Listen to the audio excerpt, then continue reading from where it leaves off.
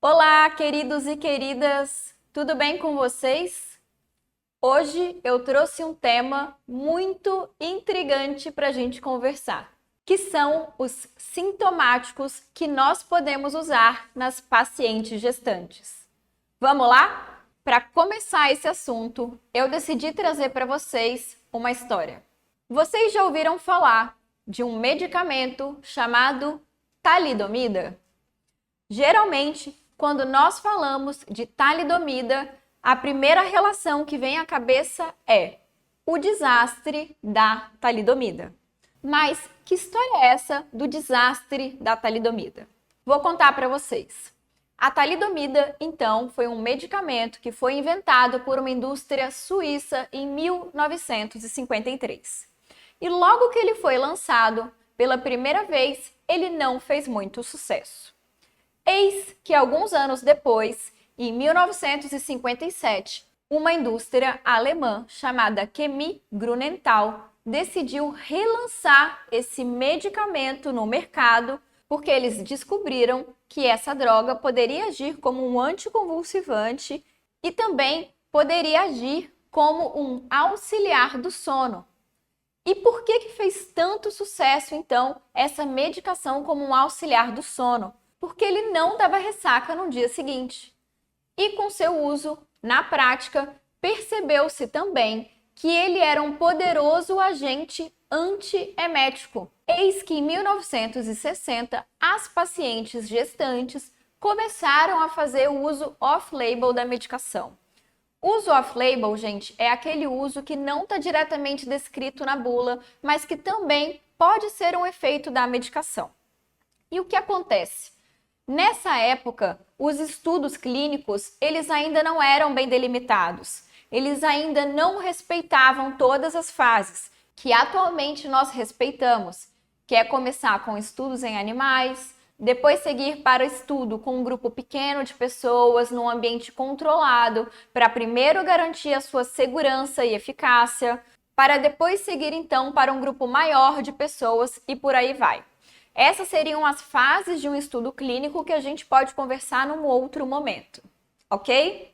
Então, como nessa época ainda não existiam todos esses parâmetros, todas essas fases do estudo clínico que deveriam ser respeitadas, isso fez com que num curto espaço de tempo, de menos de 10 anos, mais de 10 indústrias farmacêuticas estivessem produzindo a talidomida e distribuindo para todos os continentes do mundo. Eis então que começaram a surgir relatos de bebês nascendo com deficiências. A deficiência mais associada chama-se focomelia, que é uma deficiência principalmente dos membros superiores e inferiores, que se tornam então mais curtos e deformados.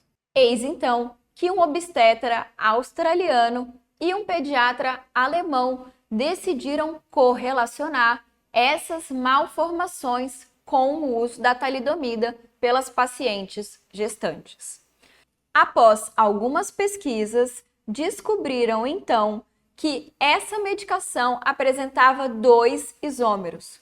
Um isômero que realmente era responsável por esse efeito sedativo, e o outro isômero era o responsável pelo efeito teratogênico da droga. Isso foi evoluindo até que em 1961, mais de 46 países faziam uso da talidomida. A talidomida ficou tão famosa como a aspirina. Porém, como o número de bebês com malformações foi crescendo cada vez mais, optou-se por interromper a venda da talidomida. O Canadá foi o último país a interromper a venda da talidomida em 1962. Entretanto, até a sua retirada do mercado, mais de 13 mil bebês foram acometidos pelo uso da talidomida. Muitos faleceram logo após o nascimento, porém, tem-se registro de que muitos deles viveram uma vida longa e vieram a falecer apenas em 2010. E por que então que eu estou te contando essa história? Para você entender que muitas medicações não podem ser usadas justamente por esse efeito teratogênico, de causar, então, malformações no feto. E o que foi feito, então, para evitar que outras medicações causassem o estrago que a talidomida fez? A Associação Médica Mundial criou, então, a Declaração de Helsinki, que é, então, um conjunto de princípios éticos que estabelece como deve proceder a pesquisa em seres humanos. Acompanharam até aqui? Então vamos lá. A talidomida, então, é um exemplo dos medicamentos que ultrapassam a membrana da placenta e podem, então, passar de mãe para o filho. O primeiro trimestre, então, que é marcado principalmente pelo desenvolvimento dos órgãos do bebê, está diretamente associado a essas malformações. Porém, algumas medicações, quando utilizadas no final da gestação, estão associadas a parto prematuro, redução do líquido amniótico, morte neonatal, abortamento. Então, dependendo da fase com que a medicação será usada, ela poderia causar efeitos diferentes na prole. O FDA criou, então, uma classificação que categoriza as classes de medicação com letras. Essas medicações vão receber uma letra de acordo com a quantidade de evidências que se tem na literatura. Se há estudos em animais, se há estudos em seres humanos, de acordo então com o número de evidências que se tem, a medicação ganha uma letra. As letras possíveis são A, B, C, D e X. Vamos ver o que significa cada uma? Então vamos lá.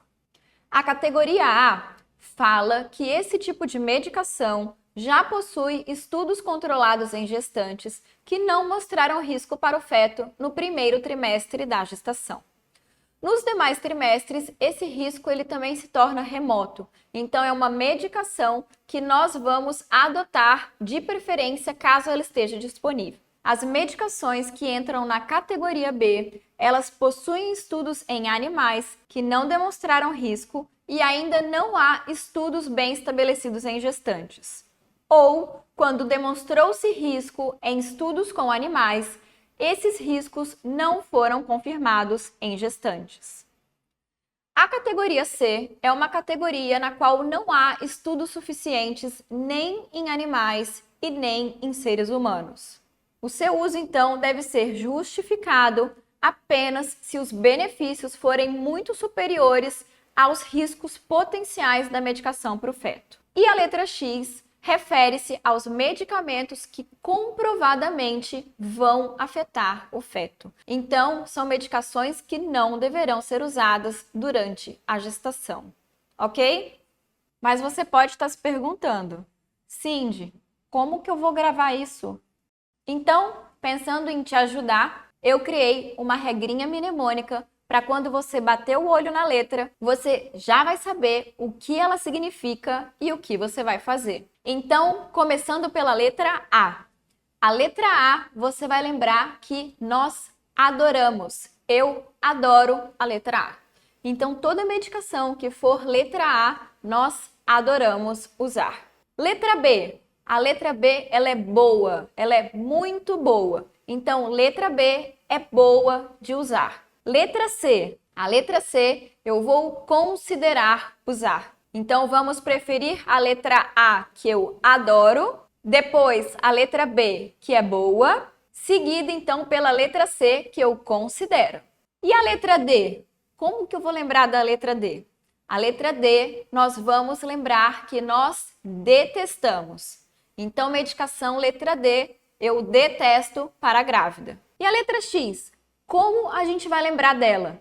A letra X é o seguinte: X, de jeito nenhum. Então, toda vez que você vê uma medicação que tem a letrinha X, você vai lembrar X, de jeito nenhum. Exatamente. X, de jeito nenhum. Agora eu acho que você vai conseguir lembrar. Todo mundo acompanhando até aqui? Então, tendo esse mnemônico na cabeça, toda vez que você precisar escolher uma medicação para sua paciente grávida, você consulta a bula e ver qual é a categoria dela na gestação. Isso vai te ajudar em todas as situações que você precisar, então, escolher um medicamento para sua gestante. Eu trouxe aqui uma listinha, então, dos medicamentos que são sabidamente teratogênicos. Essa lista é mais extensa, eu escolhi alguns do nosso dia a dia para vocês se familiarizarem, então, que esses medicamentos não poderão ser usados. Então, vamos lá. O ácido valproico, a carbamazepina e o lítio estão associados a defeitos teratogênicos. Então, essas medicações deverão ser evitadas sempre que possível. Além dela, nós temos a fenitoína, por exemplo, que não deve ser usada, pois ela pode causar, além de alteração no sistema nervoso central, um retardo do crescimento. Uma classe de medicação muito famosa que nós devemos então substituir sempre que possível são os inibidores da ECA. Nós sabemos que a medicação de escolha, então, para tratar a hipertensão arterial na gestante será a metildopa, porque ela é mais segura para essas pacientes. Além disso, nós temos o metotrexato, que é uma medicação geralmente utilizada nas gestações ectópicas. Como também é sabidamente teratogênica, o seu uso só estará autorizado se comprovadamente não houver batimento cardíaco fetal na gestação ectópica, ok? Além disso, temos o misoprostol, que é utilizado com indicação médica para, por exemplo, preparar um colo vaginal para um trabalho de parto, mas que ele é utilizado de forma proibida como um abortivo. Então, essa medicação não deve ser utilizada. E além dessas, temos também a varfarina, que está associada tanto a alterações do sistema nervoso central como a alterações esqueléticas. E uma outra medicação muito famosa e que a gente precisa pontuar é a isotretionina. Como assim? Você está falando que é famosa e eu nunca ouvi falar da isotretionina. E se eu te falar o nome Rocutan? Bom, então agora a gente está falando a mesma língua. O Rocutan, então, é uma medicação que não pode ser utilizada na gestação. Vocês já viram uma caixinha de Rocutan? Ela tem uma gestante enorme na frente com uma tarja preta para chamar a atenção justamente que você não pode usar. Inclusive, quando a paciente vai comprar essa medicação, ela precisa assinar um termo informando se ela usa algum tipo de método anticoncepcional, qual é o tipo de método anticoncepcional que ela usa e ela assinar tamanha a relação da isotretionina, que é o Rocutan, com essas malformações no feto. Entendido? E qual que é o detalhe do Rocutan? Muitas vezes as pacientes vão associar o Rocutan à estética, assim como, por exemplo, o Botox, que também não deve ser utilizado na gravidez. Então, o ideal é que a gente sempre pergunte quanto ao uso do Rocutan. Se a paciente estiver fazendo uso, é imprescindível que essa medicação seja interrompida. Sucesso? Então, vamos lá! Eu decidi trazer para a gente conversar sobre as principais medicações utilizadas para náuseas e vômitos. Por quê? Porque essa é uma queixa muito frequente, principalmente no começo da gestação, quando os níveis hormonais estão super altos. Toda vez que eu converso com uma paciente que está sentindo muita náusea e vômito, eu tento acalmá-la e explico que isso geralmente melhora com o tempo, apesar de que algumas pacientes mantêm essa queixa ao longo da gestação, mas eu ressalto que isso significa que a gestação dela está indo bem, porque geralmente essa queixa está associada com níveis hormonais elevados. Mas o que então a gente pode prescrever para essa paciente que está com náuseas e vômitos? Vocês devem ter ouvido falar de uma polêmica relacionada à ondansetrona. Bom, eu falei que essa aula era de um tema intrigante, então eu já falei de um desastre, agora eu vou falar de uma polêmica. Mas vamos lá. Em 2019, surgiu uma polêmica, então, relacionada ao uso da ondansetrona na gestação. E por quê? Porque a Agência Espanhola de Medicações e Produtos Sanitários lançou, então, uma nota referindo-se a um estudo publicado em 2018 que associava, então, a ondansetrona a malformações. Entretanto, A maior parte dos dados não fala a favor disso, então a Febraso, que é a nossa Federação Brasileira de Ginecologia e Obstetrícia, publicou uma nota confirmando que, por enquanto, essas recomendações devem ser avaliadas com cautela e que eles não veem motivos, então, para indicar o uso dessa medicação na gestação. Então, nós temos alguns medicamentos que são considerados de primeira linha, que serão a meclozina, o dimenidrato, a piridoxina e a metoclopramida. E deixamos, então, a ondansetrona como tratamento de segunda linha. Mas, Cindy, eu não sei de quais remédios você está falando. Bom, para facilitar a vida de vocês e vocês não precisarem gravar o que eu estou falando, faz o print da próxima tela e vamos entender comigo aqui como que a gente vai usar cada medicação. Então, vamos lá. O diclorato de meclozina é conhecido popularmente como Meclin. Pronto, Meclin você conhece. O Meclin ele pode ser utilizado de 25 a 100 mg por dia em doses divididas. Eu gosto de prescrever 50 mg via oral de 12 em 12 horas, porque é uma posologia fácil da paciente tomar e geralmente é suficiente para a melhora da queixa. Além dessa medicação, podemos utilizar o dimenidrato. Mas o que é o dimenidrato? Nome comercial mais comum, Dramin. Pronto, o Dramin você conhece. O Dramin nós podemos usar de forma isolada, na dose de 50 a 100 mg de 4 em 4 horas, imediatamente antes ou durante as refeições, respeitando-se uma dose máxima de 400 mg por dia. Ou ele pode ser associado à piridoxina, que é a vitamina B6. A vitamina B6, ela também ajuda na melhora das náuseas e vômitos.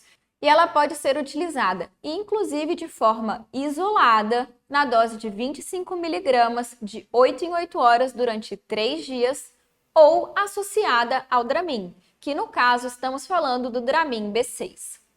A piridoxina isolada é a única dessas medicações que é considerada a categoria A na gravidez. Então, o que você pode fazer, por exemplo, é iniciar com a piridoxina e se a paciente não ficar bem apenas com a medicação, você associa, então, uma medicação da categoria B. Mas nós já sabemos que as medicações da categoria B são boas, então nós podemos utilizá-las, ok?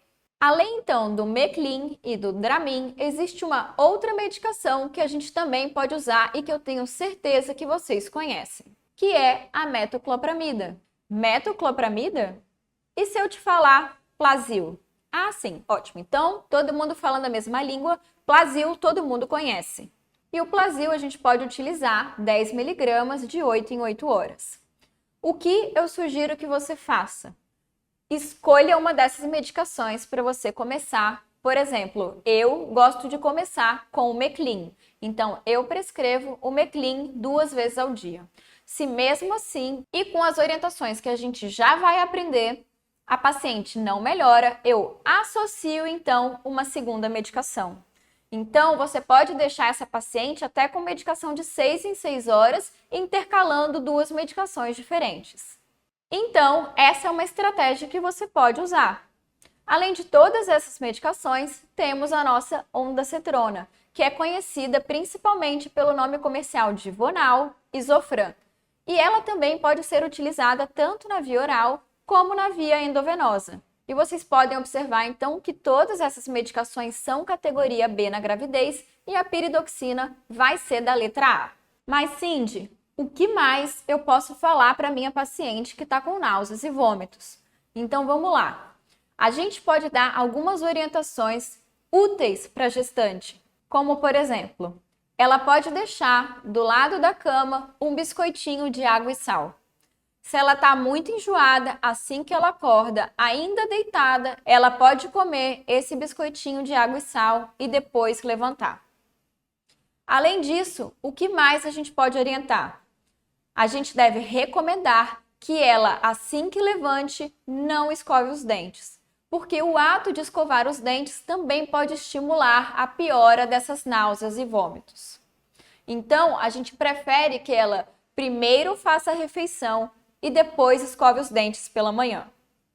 Além disso, o que mais pode ajudar essa gestante? Que tipo de alimento vocês acham que tem melhor aceitação? O nosso primeiro instinto seria talvez pensar numa canja, numa sopinha.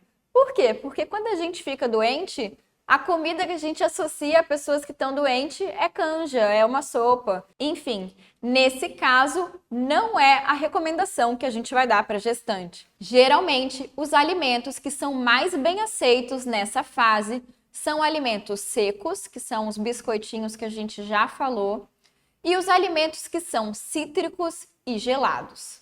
Então, um picolé de limão, um açaí, óbvio que eu não estou falando para a paciente viver só de açaí, picolé de limão e biscoito de água e sal. Mas nós sabemos que se a paciente não consegue comer nada, isso aumenta as chances dela evoluir para um quadro mais grave de hiperêmese gravídica, no qual ela tem o desequilíbrio dos eletrólitos e tem então a indicação de internação para tratamento. Então, essas estratégias associadas às medicações que nós acabamos de aprender são para ajudar a sua paciente a passar melhor por essa fase. Entendido? Agora, gente, nós vamos conversar sobre uma classe de medicações muito utilizada fora da gravidez e que durante a gravidez quase não se usa, que são os anti-inflamatórios não esteroidais. Por quê? Porque a grande maioria deles será classe C e classe D na gestação. Vamos dar uma olhadinha aqui na tabela para entender? Faz o print e vamos acompanhar. Primeira medicação que eu trouxe, o ácido mefenâmico.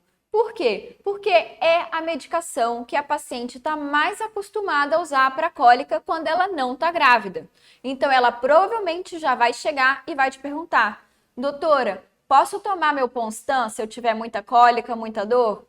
Aí você vai pensar, Ponstan é o ácido mefenâmico. A Cindy me contou que o ácido mefenâmico é categoria C. Então, o ideal é que a gente prefira o uso de medicações que sejam classe B na gravidez. Seguindo, então, ibuprofeno. O ibuprofeno é mais conhecido pelo nome comercial de Buscofen e Advil, por exemplo.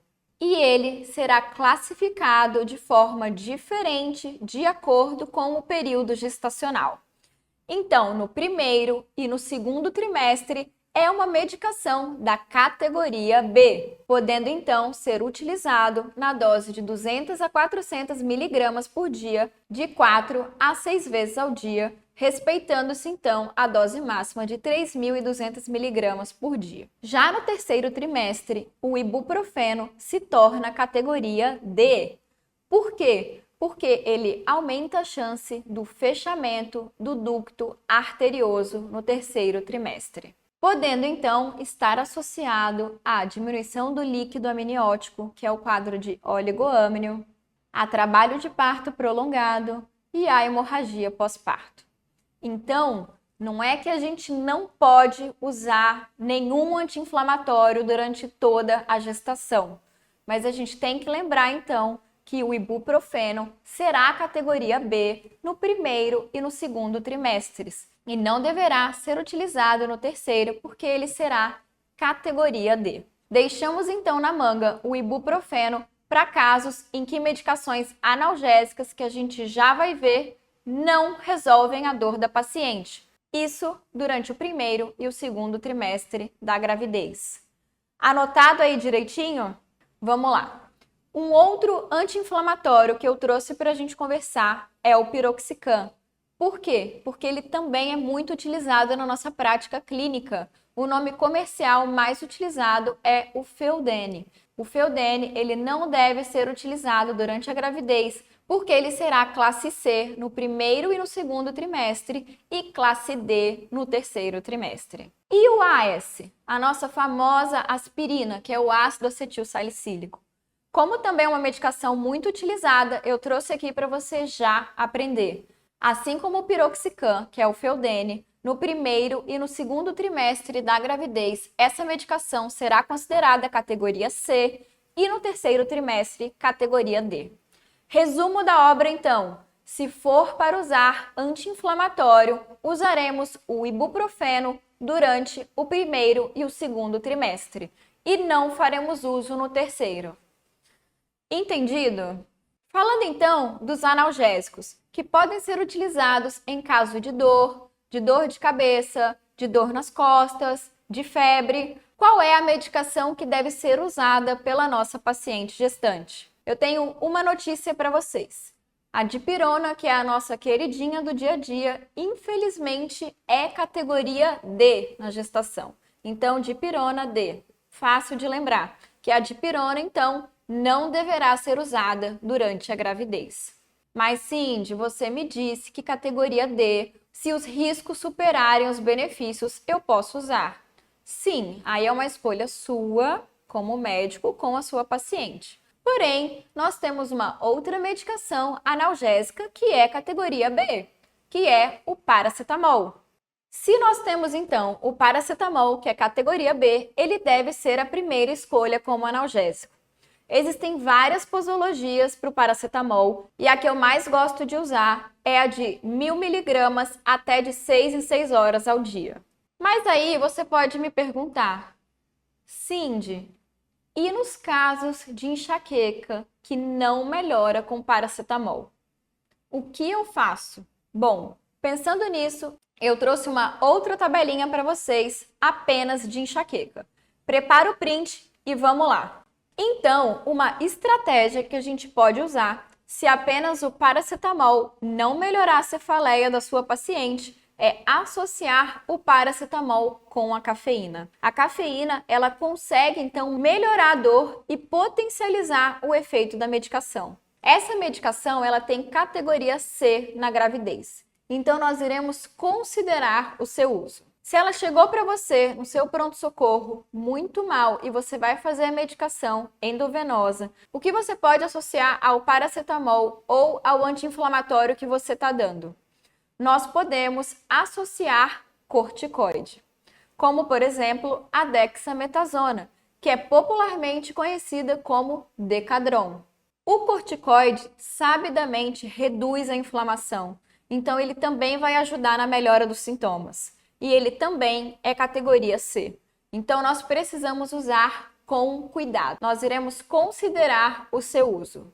E aí você pode estar se perguntando, Cindy, mas e aqueles remédios que salvam a vida de quem tem enxaqueca? Aquelas combinações de derivado do ergot com cafeína e dipirona. Bom, cafeína com paracetamol vimos que é categoria C. Entretanto, a combinação da cafeína com a dipirona, que já sabemos que D de dipirona, D de dipirona, então categoria D da dipirona. E o derivado do ergot, como por exemplo a dihidroergotamina, não poderão ser usados na gravidez, pois essa medicação é categoria X. E quais seriam essas medicações? Dentre todas essas medicações, uma das mais famosas é a que tem o nome comercial de Cefalive. E por que ela é considerada a categoria X na gravidez? Porque o seu uso está associado a contrações uterinas, a estresse fetal e, inclusive, abortamento. Então, vamos reservar o Cefalive e os outros similares para as pacientes não gestantes. Cindy, e os triptanos? Posso usar na minha paciente gestante? Bom, quem seriam os triptanos? São aqueles medicamentos com o nome de Sumax, por exemplo. Sumax, Imigran, Sumatriptan, são vários. E o seu uso ele deve ser considerado, pois essa medicação é de categoria C na gestação. E, gente, vamos lá! Como tudo que eu passei até aqui, o tratamento envolve sempre a medicação, mas envolve também orientações gerais. Pensando então na profilaxia da enxaqueca, associada então à medicação que você está fazendo, como nós acabamos de ver que grávida não pode usar quase nada para dor de cabeça, o que você tem que orientar a sua paciente? Para que ela tente então ter um estilo de vida ainda mais saudável na gravidez. Por quê? Porque a enxaqueca está associada a gatilhos. Às vezes o gatilho dela será falta de sono. Às vezes será estresse, às vezes será jejum prolongado. Às vezes, uma simples dose de café pode ser o fator desencadeante da enxaqueca.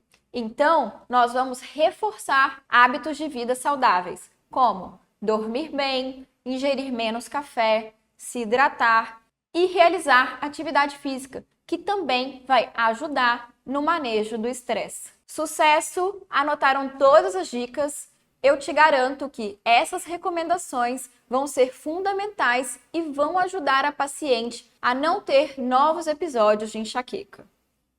Ok? Cindy, e o que mais? Bom, próximo print. Vamos falar um pouquinho sobre dispepsia. O que acontece na gravidez? À medida que a gravidez se desenvolve, o feto cresce. E o aumento, então, do útero vai comprimindo os órgãos ao redor.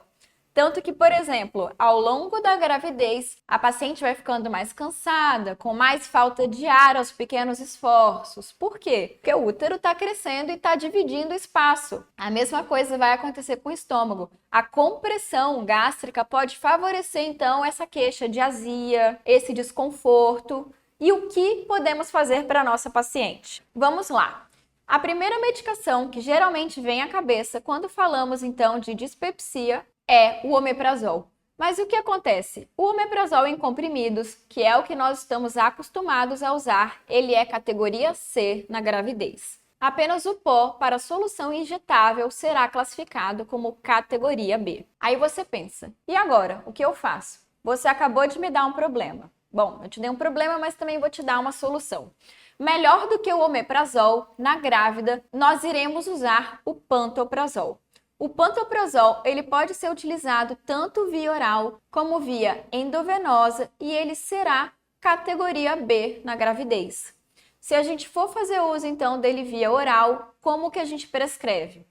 O pantoprazol, 20 mg ou 40 mg, uma vez ao dia ou todos os dias. O que você pode fazer é, comece com a dose mais baixa e se não melhorar, a gente aumenta a dose depois. E você pode estar se perguntando, e o hidróxido de alumínio?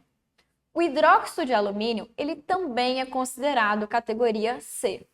Então, não significa que você jamais vai usar. Mas lembrando, categoria C, nós consideramos o uso. Sugestão, comece pelo pantoprazol e orientações. Se não melhorar, você considera associar um hidróxido de alumínio. E a simeticona, que é o famoso Luftal, que pode aliviar então nos gases que ficam acumulados, naquela sensação de desconforto. A simeticona também é categoria C na gravidez. Então, mais uma vez, devemos considerar o seu uso. E pode ter alguém aí pensando, e cadê a ranitidina?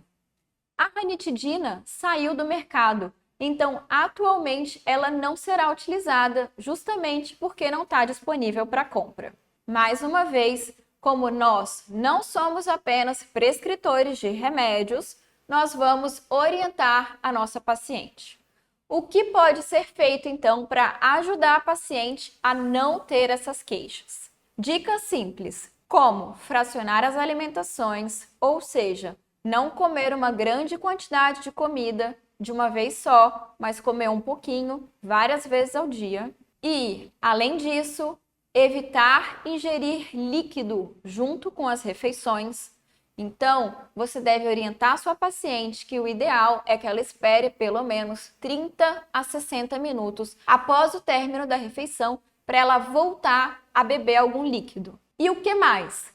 Além disso, você pode orientar sua paciente que assim que ela terminar de se alimentar, ela não deve deitar por pelo menos 1 hora após o término da alimentação. A aplicação dessas recomendações associadas então ao pantoprazol devem melhorar a queixa da sua paciente. E mais uma vez, apenas para reforçar, eu trouxe o fluconazol aqui para vocês lembrarem que o fluconazol é categoria C.